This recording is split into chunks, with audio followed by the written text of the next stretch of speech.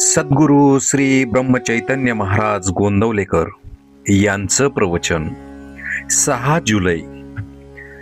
आपल्याला सद्गुरूंचा आधार वाटावा, वेळ प्रसंग येईल तसे वागणे उचित आहे आणि त्याबद्दल मनावर परिणाम होऊ देऊ नये. परमात्म्याच्या चिंतनात मन गुंतले असताना अवांतर गोष्टींचा परिणाम त्यावर होत नाही. जेवढे झेपेल तेवढेच करावे. अभ्यास करावा पण काळजी न करता. सर्वस्वी भार भगवंतावर ठेवून निवांत असावे.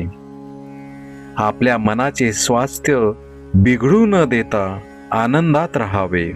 वृत्ती आवरत नाही, ती परमात्म्याकडे लावली म्हणजे आवरते. राम इच्छेने सर्व चालते असे लक्षात ठेवावे. संकट आनंद दोन्ही भगवंताला सांगावीत. ज्या स्थितीत भगवंताने ठेवले त्या स्थितीत समाधान मानावे.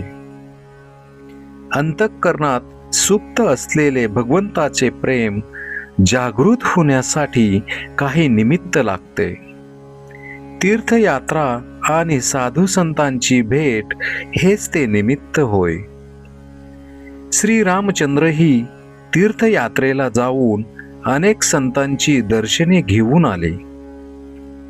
संतांच्या अहंकाराला जिवंत राहताच येणार नाही, कारण परोपकार करायला लागणारा परच ठिकाणावर नाही.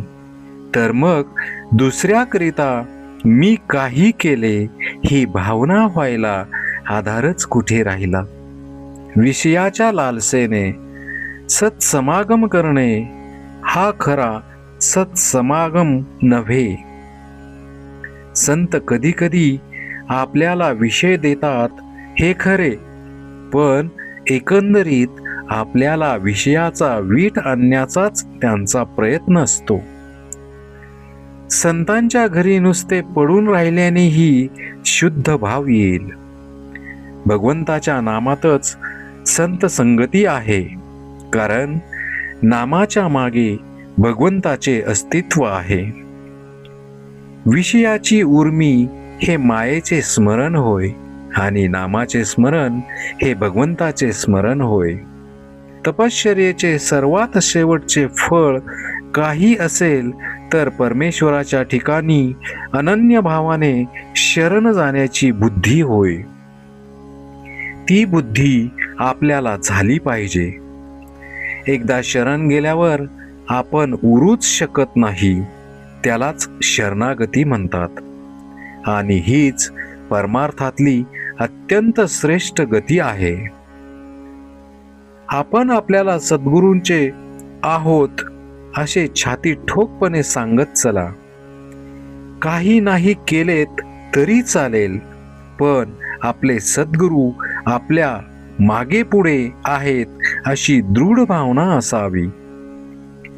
मला सुख दुःख दोन्ही नाहीत, पण तुम्ही दुःखी झालात तर मला दुःख होते. तेव्हा तुम्ही मनाला दुःखच होऊ नये असे वागा. प्रपंची माणसाच्या दुःखाची मला पूर्ण जाणीव आहे. ती जाणीव ठेवूनच भगवंताचे नाम घ्या असे मी सांगतो. जे मी सुरुवातीला सांगितले तेच शेवटी सांगतो. तुम्ही कसेही असा, पण भगवंताच्या नामाला सोडू नका. तुम्ही नुसते नाम घ्या, बाकीचे सर्व मी करतो. श्रीराम जय राम जय जय राम.